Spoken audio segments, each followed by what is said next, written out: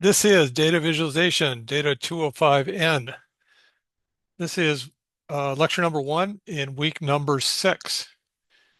And this is really about how to influence people. There's an old Dale Carnegie book, I believe it was. Dale Carnegie was a guy that basically invented charm schools. I don't know if he invented it, but he was a big proponent of it. And he wrote a book called How to Make Friends and How to Win Friends and Influence People. Well, I'm not sure if we're going to try to win friends, but we are going to try to influence people. That the truth is that's what we're trying to do. No beating around the bush, and we're doing it because we want to make companies better. We want to help them get better at what they do, and we're going to do that by helping them to change their behaviors, and we're going to do that through storytelling. I know it sounds like a long ways to go from one to the other, but I'll show you. I'll explain the method to my thinking here. Let's start with a makeover. On the left is a clustered column chart.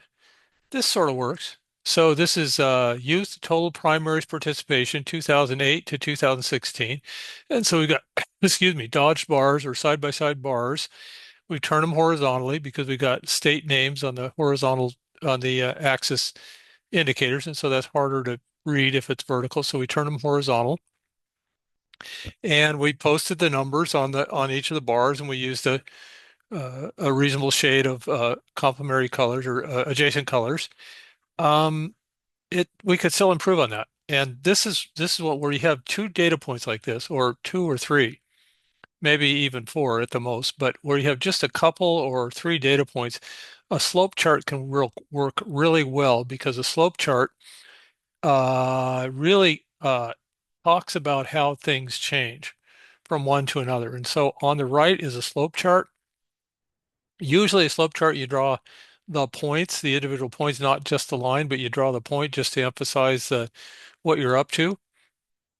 And then you put, so this is the same data.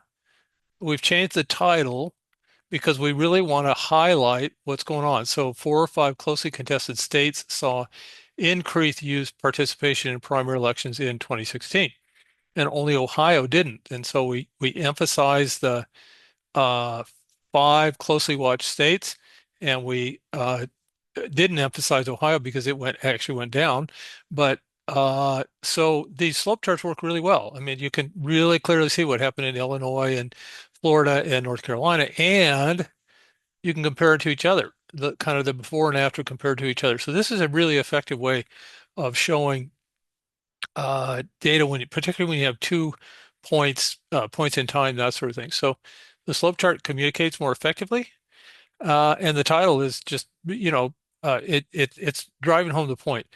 A lot of times, chart designers uh, chart designers go down the route of saying what their chart is. That's a mistake. That's a missed opportunity. What you want to do is say what your chart is trying to tell the reader. This is what I want to persuade you of as a reader. And in this case, 4 to 5 closely contested states saw increased youth participation. That's the important takeaway. So make that a headline. Make that, a big part of your chart visualization. So what's a story? We're going to talk about storytelling. What's a story? Let's take it apart. It's a set of observations, facts, or events. Could be true, could be invented, that are presented in a specific order such that they create an emotional reaction in the audience. Now, storytelling is a long cultural tradition for human beings. And so we have a recognized methodology that stories work. They work because we expect them to be that way, and they work because they evoke certain things in us that probably go back beyond even storytelling. So we create an emotional reaction through a buildup of tension at the beginning of the story. Then we have some kind of resolution towards the end of the story. That's kind of the nuts and bolts of the story. That's the core of a story. If a story doesn't have any buildup of tension, then it's probably not a very interesting story, and not many people are going to listen to it. And we refer to the flow from tension to resolution as the story arc. Every good story has a clear, identifiable arc. This is based on some really pretty interesting work that has been done. I don't know how much research Daniel Kahneman did. He wrote the book though, and what he talks about is two cognitive subsystems in our decision making. Um, System one is fast. It's non-conscious. We do it without realizing it. This is about pre-attentive, right? We talked about pre-attentive before. So we think of your brain as taking sensory inputs, and system one reacts fast to those. It's not, we don't even do it consciously. And we do it automatically, and it's based on previous experiments. Think of that as the autopilot in our brain. And when it passes, whenever the thought or the concept or whatever it is passes system one, it's passed the system two for further processing.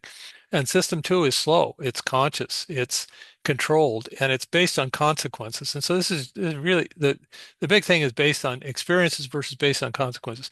So the way we react on autopilot, if you will, is based on our previous experiences. The way we react when we do further processing is based on the consequences of what we see as those actions.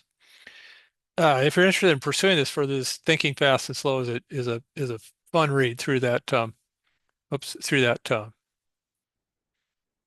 subject. Now, I'm going to put up three lines. I want you to look at them, and I want you to very quickly answer the question. I don't want you to think about it. I want you to just answer the question very quickly. Bat and a ball costs $1.10. A ball costs a dollar more I'm sorry, a bat costs a dollar more than a ball. How much does a ball cost? Now, if you paused and you pondered and you thought about it, you were using system two, and you would have gotten to the correct answer. If you did as I asked and you just did it quick, you use primarily system one to answer the question. And system one very quickly said, well, a dollar 10 less a dollar, that means a ball must be 10 cents, which would be wrong, right? Because then uh, uh, uh, a ball has to cost 5 cents because a bat and a ball have to cost uh, uh,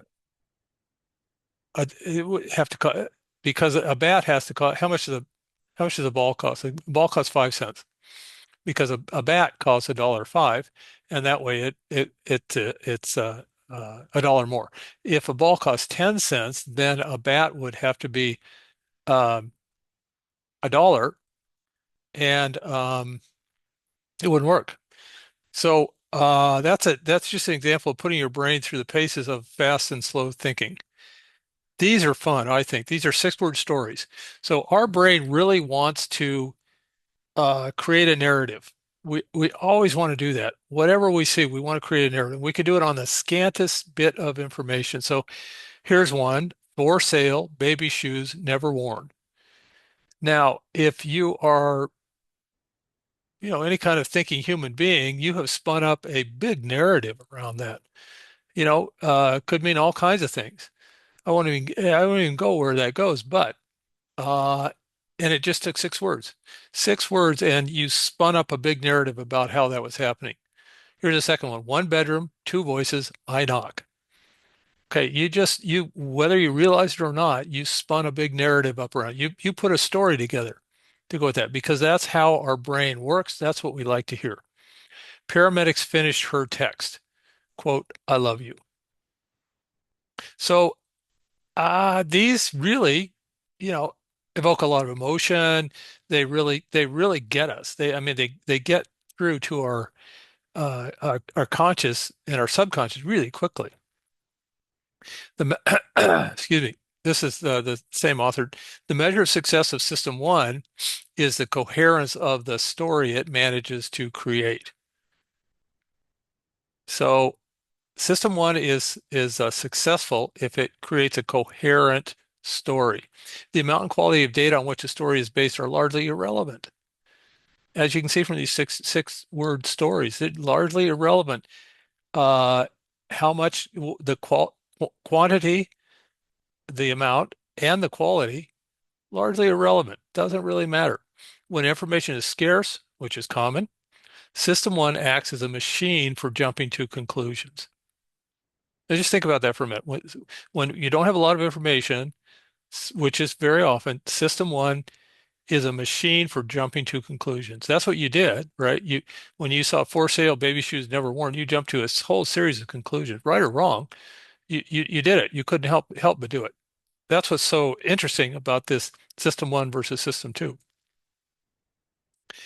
Now, in the 1944, there were these two researchers, Hyder and Simmel, that were they weren't talking about system one, system two, but they were talking about how the brain wants to put everything into a tidy, plausible narrative. And these diagrams, what they had is they had animations where these figures moved around, the big triangle, the small triangle, and the circle, and they just randomly moved around. And they asked subjects to watch these, and then they asked them to tell the researchers what they saw.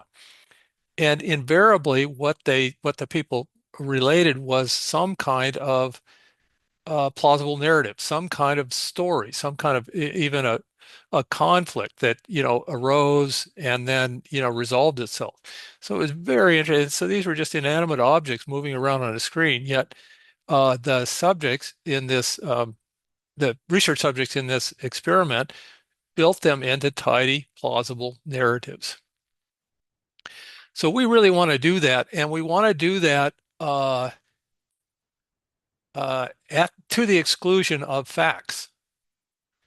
And we react much differently to facts than we do to stories. This is true of everybody. This is not, this is not right wing or left wing or anything like that. This is true of every human being. When we see facts that we don't like, we scrutinize them really closely. If we hear or see conflicting facts that uh, conflict with what our the story narrative that we've created or with what our beliefs are, we treat that like a physical threat. In fact, we have a lot of the same motions as a physical threat, conflicting facts to what our belief system is. We'll bend or we'll break facts to support our existing biases. Now, everybody has biases. You can claim you're not, but everybody has biases. And so we will actually take facts in front of us and we'll bend them or break them just to support whatever we already have, preconceived. This is very interesting. Corrected facts can potentially strengthen our misinformed positions. So they did a study where they took some common belief that was factually wrong. I mean, just factually wrong. It was I don't know what it was. It was, there's enough of them now these days, right? They took some common belief that was factually wrong. They took, sorry, yeah, they took some common belief that was factually wrong. They found a group of research subjects who believed it, even though it was wrong. They believed it, and they uh, went to them with a series of facts. They presented to them a series of facts that proved that that was wrong. And what happened in a lot of cases was it actually strengthened the misinformed position. So rather than, saying, "Oh, I was wrong," you know, I'm glad I was corrected, they said they actually dug in their heels even deeper on misinformed positions. So it's harder to reject facts when they're visualized. So that's really interesting. That's where visualization comes in. It's harder to reject facts that are visualized. So if we can put it into a picture, it's harder to reject it. Not impossible, but harder. Okay, so that's facts. On the other side, stories. Stories engage more of our brain that go way beyond processing language. And so stories are about full brain engagement. They form a unique connection between the storyteller and the listener. This has been proven out through a lot of psychological studies. There's this sort of unique connection. I'm not sure if they've explained it very well, that a listener gets as they're listening to a storyteller. They increase our attention and empathy, so it's much easier for us to listen to stories than it is to facts. They make us less skeptical and more open to change, and they enhance our comprehension. So, stories are good, facts are bad. So you could say that that's not exactly true, but this is relative to how people, audiences, react to facts versus stories. What people are looking, what you're always looking for is pattern matching, as I mentioned earlier. And so you're looking for something in what you've received to match a pattern you already have. Now, if this runs counter to a pattern you've already had, you're going to do all these things. You're going to scrutinize it. You're going to fight it. You're going to bend or break it. You're going to do all these things that are counter to them being facts. Stories, I don't know what it is, they ease their way in or something like that. So stories are good if you're trying to convince somebody. So let's just back up a little. I've gone into a business. Maybe I'm the new hotshot analyst and I've been hired by a business, and they say, "Well, Thornburg, go for it. We hired you because you were supposed to be super talented in data analysis, and we got this problem with, this area of our business. We'd really like you to look at it, study it, tell us what we're doing wrong, and fix it." And so you go study that for a month, 6 weeks, and you come back and you have this, really well thought out, deeply researched analysis. And in fact, what the analysis says is that they're doing something wrong. Maybe not in so many words, but some process that they're doing is wrong for some reason. Now, a lot of times what happens in businesses is they start doing a process because it seemed like a good idea at the time, and it probably was, but then the environment changed and they keep doing it because they haven't really thought hard about doing something different, and they just keep doing it. And then they bring in some analyst who looks at it and says, this is not giving us the results we want. So when you do that, particularly if this is a deep-seated process they've engaged in a lot, that's like going in and calling their baby ugly. This is something that's kind of ingrained in them about how they do things. And if you come in and you say, well, that's just wrong, you could go at it from a factual standpoint. You can say, that's wrong. Let me tell you why. And you list off, 10 facts why it's wrong. That's one way to approach that. The better way to approach it would be to use a story. Tell a story, and I'll talk specifically about what that means here in a minute. So, in order to do effective storytelling, we have to understand our audience. We've got to uh, uh, understand what they need in terms of insights from our data visualization. And you have to think high level and detailed. And then you have to get a sense of the level of their analytical comfort. I've talked quite a bit in this course about the sophistication of the audience. You really need to think hard about that because different graphical forms just aren't appropriate for different audiences. Well, let's take an example. We have Chan Life Insurance Group. We have two different audiences. We have so Chan Life is doing a process update. So they're going through a bunch of processes and they're improving them. And they've got, in order to get a quote out, they have to process the request for quote. They have to underwrite it. They have to verify it. They have to send the quote to the agent, and then then the total response time. And so they're working on process improvement that will improve the first three of those. Fourth one, it doesn't improve, but the first three, it improves. And so, but it's going to be disruptive, right? So they're going into the organization and they're asking people who have done things a certain way in the past to change. And they may be, pretty well wedded to that. Humans are really resistant to change, particularly when it means more work. And so more work can mean just in the short term because I have to learn more stuff, or it can be actually more work, but it's, leads to a better process. So there's two major audiences of employees that have different needs in understanding this new process technology.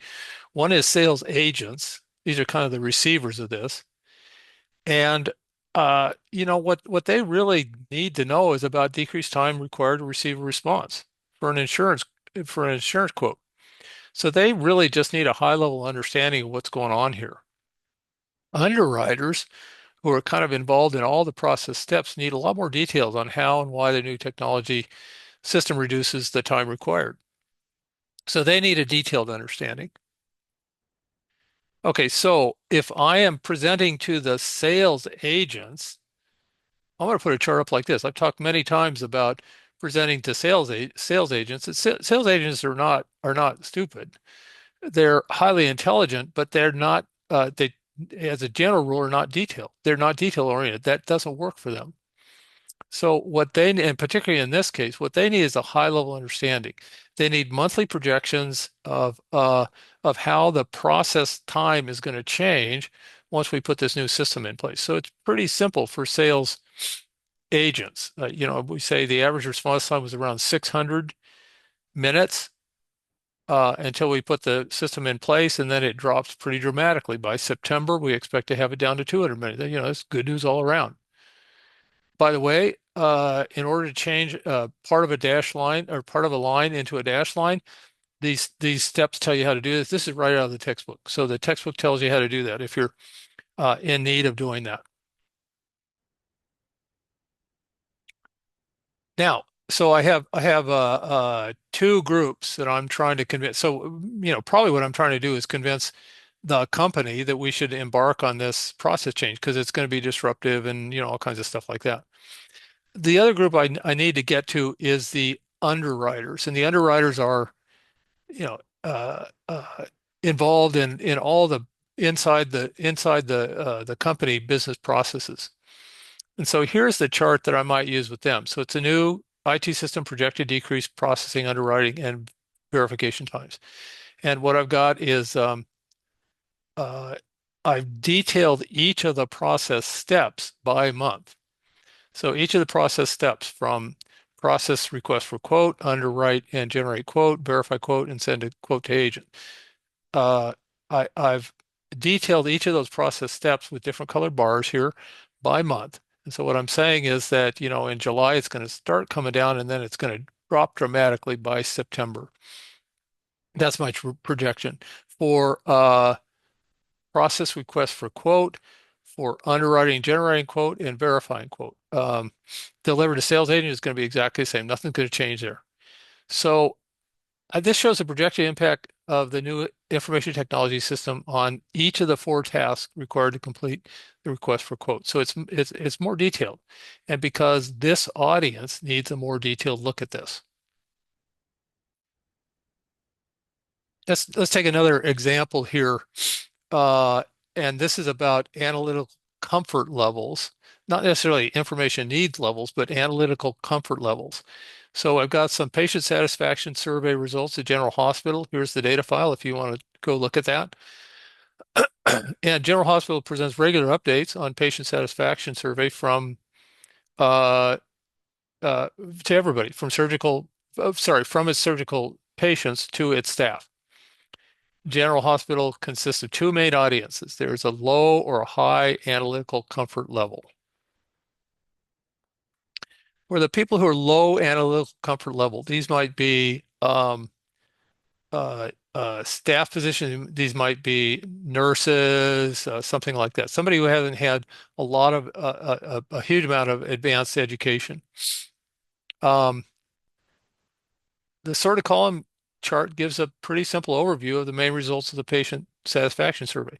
So I've got the various departments, neurologic, general, vascular, so on and so forth, across the bottom, and each of the bars represents the average patient satisfaction. So from 0 to 5, so neurologic was the worst and orthopedic was the best. And so real simple chart tells a real simple story. I might put this as a Dodge bar where I showed, like last month, this month, or something like that. But it's pretty straightforward. It gives a simple overview of the main results of the satisfaction scores. It makes relative comparisons easier for the audience. We can see that neurologic, general, and vascular departments have low patient satisfaction scores, and ophthalmic, thoracic, and orthopedic have high satisfaction scores. So that works for a audience that has a low analytical comfort level.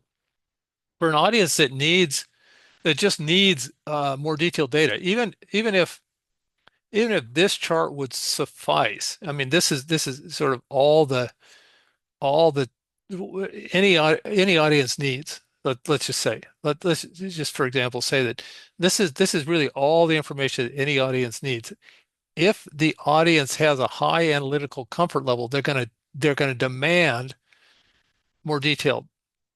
And so you might pull out the box and whisker charts. So remember I talked about those. Those really weren't for the meek or the timid.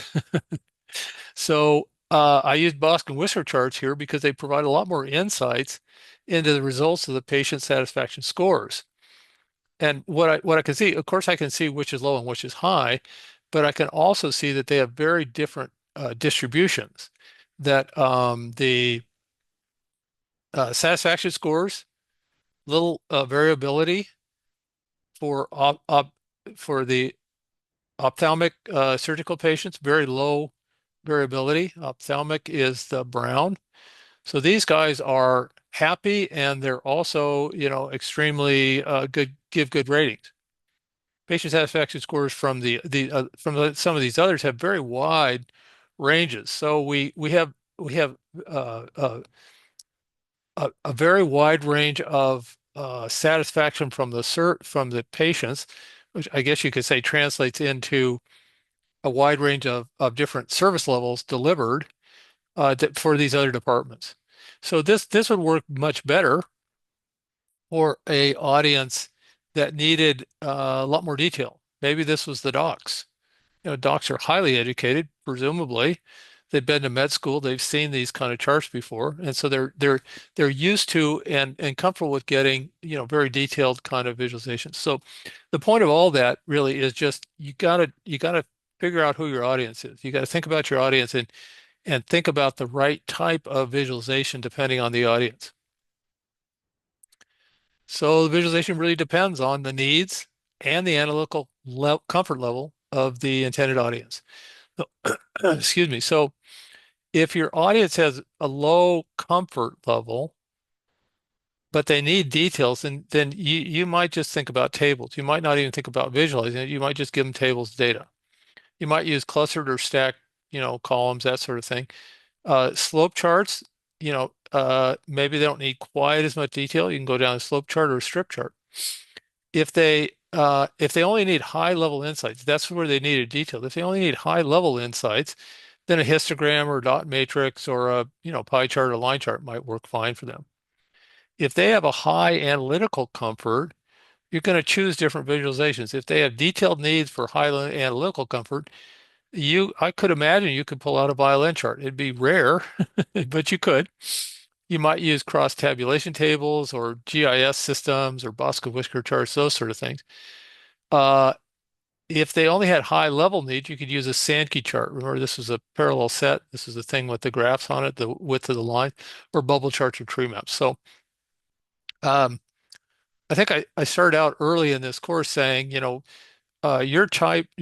choice of graph type, there's a lot of different kinds of graphs you can choose, but the data is going to drive you to a certain set, and then your audience is going to drive you to the one right chart. It's usually just one, maybe one or two, but it's usually just one chart that just works really best for this situation. Now, one thing that can help a decision maker is to give different charts. For a different decision. And this is a pretty interesting thing you can do really simple in Excel. I want to show you this.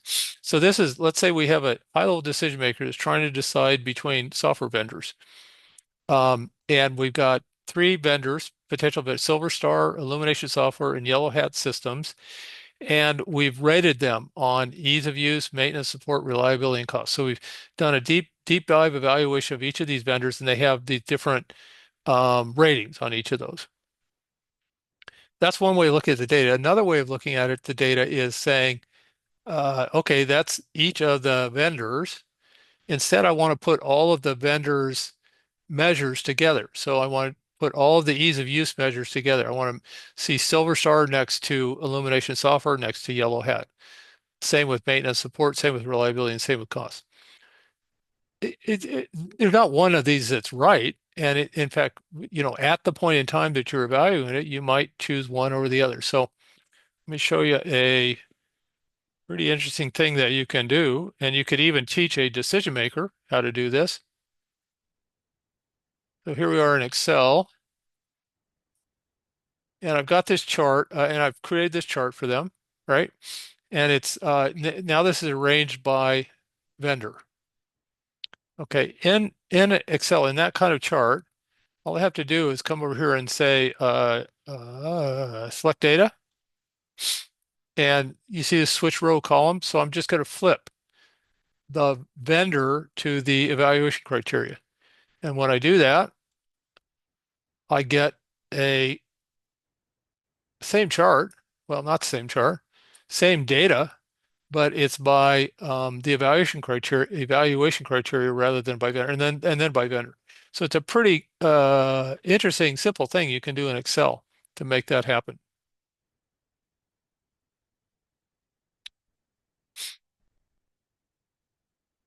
So you need to emphasize with the data, and you need your user to emphasize with the data. That's what you really need. And so empathy is about understanding and sharing the feelings of others. And by emphasizing with data, you can create data visualizations that really effectively impact decisions. There's two common challenges when you want to create empathy with the data. One is it's really hard to associate meaning in large numerical values. And the second is it's hard to consider individual cases when you look at aggregate statistics. I'm going to give you some examples of both of those. So if you have large numbers, you want to do something with those. You want to convert large numbers into something more familiar. So if you have a fact, a Powerball lottery payout of 357 million, you could convert that into so 357 million is an abstract number. As much as we throw away millions and billions, that's what throw around millions and billions of dollars. It's really an abstract number. But we really we don't have a good sense of what that is. However, if I instead said cast that as $171,000 per week for the next 40 years. That's more concrete. You know, I can imagine what $171,000 is, and boy, getting that every week for 40 years, that's a big number. I know 357 million is a big number, but it's way too abstract. 171,000 per week for 40 years is pretty concrete. If you want to convey exponential growth, you want to replace large numbers with sentences. So instead of saying this grew at 10 times the rate or twice the rate or something, which is most people, it's hard for them to calculate that. The last 2 years saw the creation of 90% of all the data in existence. That's actually a true statement. um, so we've converted this exponential growth into a sentence that hopefully people can relate to. uh, you want to avoid the use of scientific notation unless you're designing visualizations for a scientific community, maybe an engineering community, but a scientific community. Unless you're doing that, you really don't want to use these. And even then, you very often don't want to use these. So you want to use words like millions or billions rather than 10 to the sixth or 10 to the ninth. Scientists know, pre-attentively what those mean. Other people don't. And it's difficult to convey the magnitude of change in charts without context. Let me show you some examples of that. Okay, so this is all about emphasizing with the data. This is a simple line chart. It's the monthly employment rate in the United States from 48 to 2020. And what you see here, so it goes up and down, obviously, but what you see here is this huge spike when COVID arrived. So we had this gigantic spike when COVID arrived. So near the end of the line, you can see we had this COVID-19 pandemic, and it really affected unemployment. The unemployment rate has increased substantially, but it can be really difficult to interpret the magnitude of this change without additional context. So you might think about something like a dot matrix. So here's a dot matrix talking about the number of jobs lost in the United States during the COVID pandemic relative to the total labor force in the state of Ohio. Just sort of arbitrarily selected for the state of Ohio. So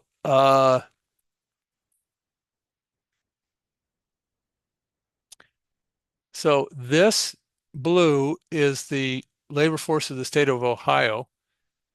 This is the number of jobs lost during COVID. Gives you context. I don't know Ohio that well, but I can imagine it's kind of a mid-sized state and it's probably got pretty healthy number of employees. And this puts it in perspective. Let me show you a different example of that. I think this one's really quite compelling. Okay, what is 1 in 292 million? I just talked about, we throw away millions, throw around millions and billions. What does 1 in 292 million really mean? I got to move this over a little bit because I got to do something here. Okay, so here we go.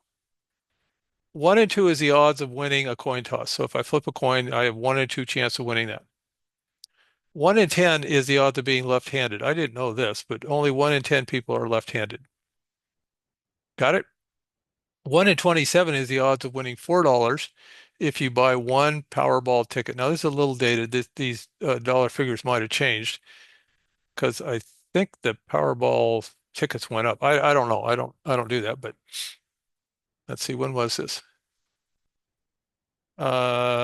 Saturday, 2017. So the dollar figures may have changed some, but I'll bet the odds stayed the same. So 1 in 27 winning $4 if you buy one Powerball ticket. Okay, 1 in 112. It's the odds of dying in a motor vehicle accident. I think, oh, that's in the United States. So 1 in 112. I can still visualize this. I can conceptualize this. A little less than 1%. 1 in 317. The odds of winning $7 if you buy one Powerball ticket. That little dot in that. Okay, now get ready. So we're making a big leap. We're going from 1 in 317 to 1 in 292 million. So what's the odds of winning the Powerball jackpot if you buy one ticket?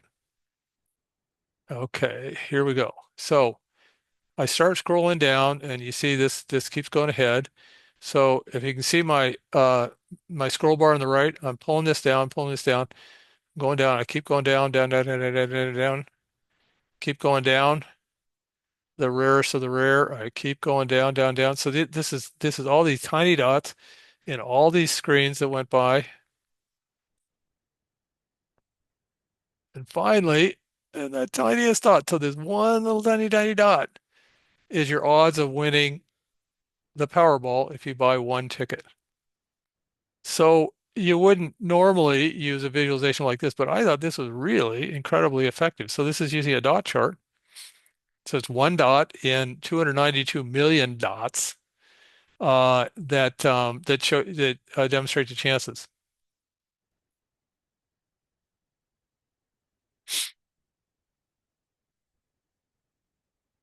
A lot of times it helps to add a picture. A lot of times it's distracting. A lot of times you get accused of junk art. A lot of times it helps to add a picture. You don't want to make your data into a picture. That usually doesn't work. In fact, I don't think I've ever seen a time when it did. But adding a picture really can help. So this is about it. Animal shelters, dogs who enter animal shelters in hundreds of thousands. And so we've got this chart on the left-hand side. Excuse me. And where they came from. And then we've got a picture. Now, this isn't just any picture. This is Shelter Dog Max, and this is a really important point. We want to personalize this. We want this to just make some arbitrary dog. This is personalized. This is the Shelter Dog Max. Max entered the animal shelter in Portland in April, and he's still available for adoption today. So this really helps the user to emphasize with this data. So consider adding um, something that focuses on the individual rather than just posting aggregated statistics. These are aggregated statistics. They don't work as well as this. You probably couldn't just post this. Well, you couldn't just post this. You need these two together. It's pretty simple to add a picture to an Excel chart. You just insert and you say pictures, and then you get it, and you can drag it around on Excel. Let's talk a little bit more about emphasizing with data and talk about clustering algorithms. So a lot of times in market segmentation analysis, you use a clustering algorithm to divide, for instance, a customer's customers into different groups. They're clusters. And you do it that way because they have similar characteristics, and then you treat them differently. So at banks, they very often do this to find out who the high value customers are, because maybe they give them, extra credit cards, or, better credit terms or something like that. So this bank, Third State Bank, did a clustering analysis, and they came up with at least seven clusters. I don't know how many they came up with, but at least seven. And here's the characteristics of this cluster. The average age is 24. 67% went to college. 72% were unmarried. Uh, they had zero point 0.3 children. It's always difficult to have a third of a child. Anyway, you can see the statistics that this cluster had. Now, those are just raw numbers, right? They have very little, I have very little empathy with these numbers. I can read what they are, I can rationalize them, but I have very little empathy with them. So what the bank did was they instead said, okay, let's give uh, cluster number seven a personality, and they called it Sophia, and that's a fictional character persona meant to create empathy in the audience. And here it goes. Sophia is a young single female who lives in a downtown apartment. Sophia is well educated, follows the news closely, and likely to be politically active, and does not regularly attend sporting events. So that captured a lot more about cluster seven than this did, my opinion. It's not as precise, but we're not looking for precision here. We're looking for how we're going to interact and act with this particular cluster. Okay, so choosing a correct chart is important, and that's why I ran you through that last week. I ran you through that sort of progression from a box chart to a, not sure what the final chart was, but it's really important to think about what kind of chart you use and how you tell your story. So this is student enrollment at Open Horizon locations. Looks like there's one, two, three, four, five of them in Colorado: Durango, Gunnison, Montrose, Pagosa Springs, and Salida. And the company is interested in year-on-year comparison of student enrollments in each location. So they put up a bar chart, a Dodge bar chart. Previous year, current year. Here it is. Durango, Gunnison, Montrose, Pagosa. So you look at that and you say, okay, that tells me quite a bit. The problem is that there's an insight here that Durango went up quite a bit and Salida went down quite a bit. That's kind of lost in this. I mean, if you studied this, and now that I've told you this, you can see it obviously, but that's kind of lost in this visualization. So what I'm going to do instead, I'm going to go through a progression. So I'm going to first try a line chart, and that doesn't work very well.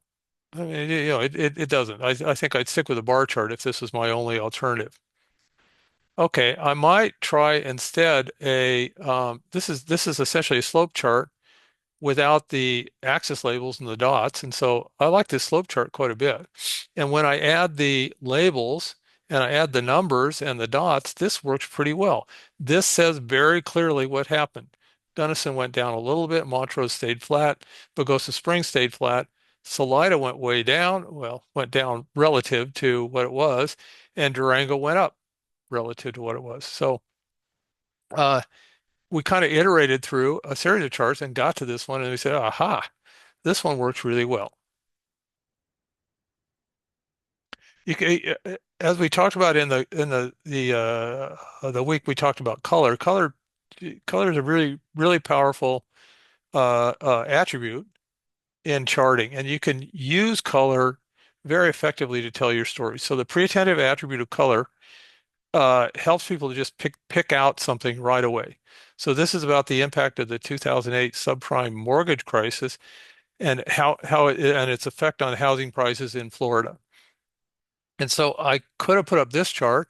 And if you really wanted to know about Florida, you'd come down here and you'd find Florida and you'd memorize its color and then you'd go try to find it in this spaghetti of colors. That's not going to be effective.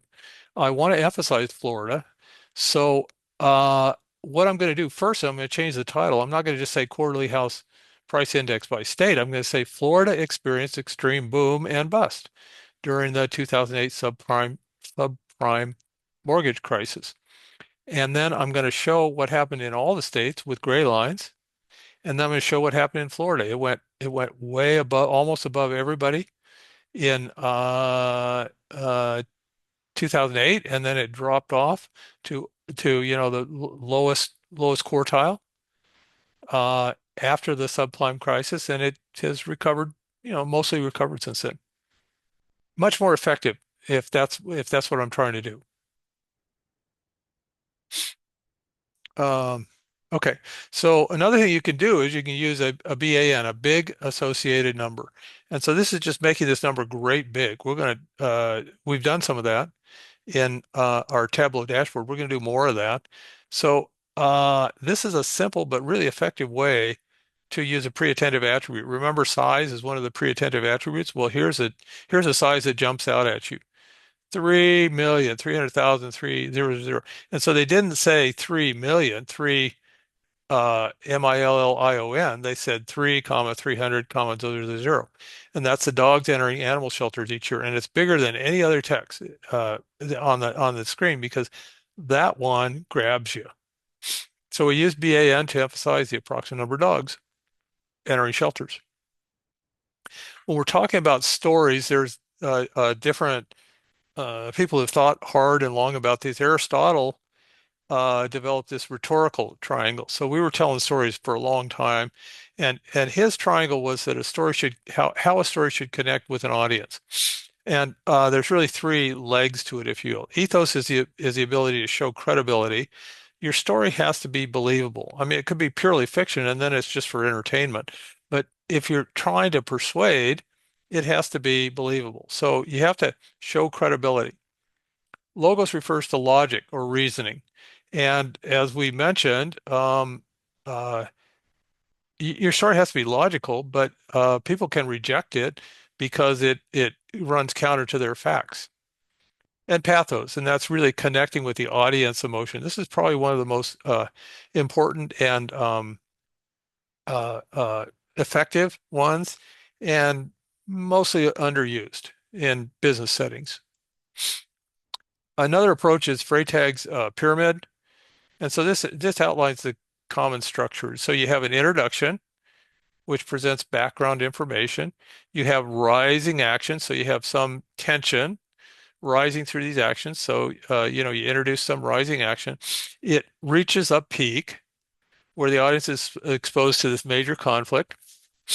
Then once that's happened, you have falling action, which basically anticipates how the story is going to end, and then you have a conclusion, sometimes called a denouement or a resolution. It presents the end of the story. So stories need to follow this format. You really can't vary from this. It's very much ingrained in what we know and understand. If you want to communicate well, you have to follow this structure. So how do you present? How do you use that? So what's this all about? This feels real touchy-feely. How do you use that in a business presentation? Okay, so Hawaiian Bell. You're in a group of the senior team of executives, and you want to talk about customer issues. And so you go in and you say, well, I did a detailed explanation of the adopted data of the data we had, and I cleaned it, and I did this, and I extracted these data, and I had to throw out these records, uh, and then um, the way I did data analysis is that I generated the mean and the average and the first quartile or the 25th quartile, and then I aggregated all these findings together, and here's what I found. Here's the data I found. Okay, this is not an effective story. This is not even a story. This is just the facts. So you're going down the wrong path when you take that path. So here's a way to use Freytag's pyramid to tell it. So the introduction. You introduce the basics of the problem, why it's essential, and you do that by introducing a fictional protagonist. We'll call her Leanne, and she's facing an internet outage. The rising action describes Leanne's struggle with customer service to have the internet outage fixed. The climax develops the conflict between Leanne and the company as the internet outage issue is diagnosed and resolved.